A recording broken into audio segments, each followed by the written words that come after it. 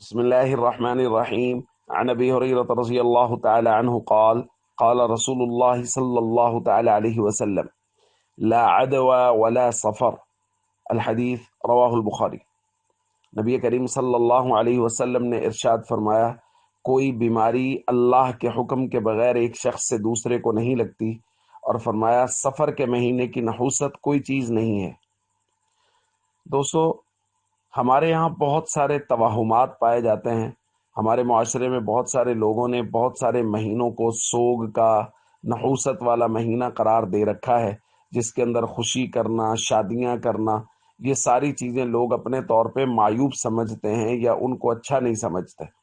ہمارے آقا حضرت محمد کریم صلی اللہ علیہ وسلم نے ان تمام تر چیزوں کا رد فرمایا اور ہر موقع پر ہماری رہنمائی فرمائی ہے۔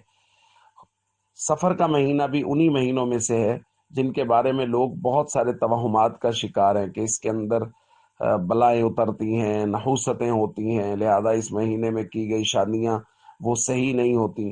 عام طور پہ سفر کے مہینے میں شادی نہیں کی جاتی۔ تو یہ سارے کے سارے دوستو توہمات ہیں، اس لیے ان سے ہمیشہ بچنا چاہیے۔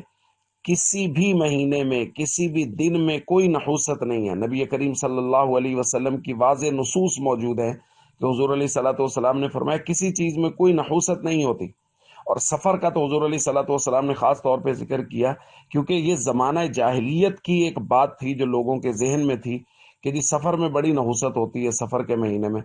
تو اللہ کے نبی صلی اللہ علیہ وسلم نے اس کو بہت واضح فرما دیا۔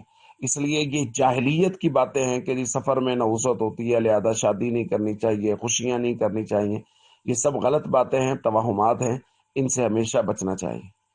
السلام علیکم ورحمۃ اللہ وبرکاتہ۔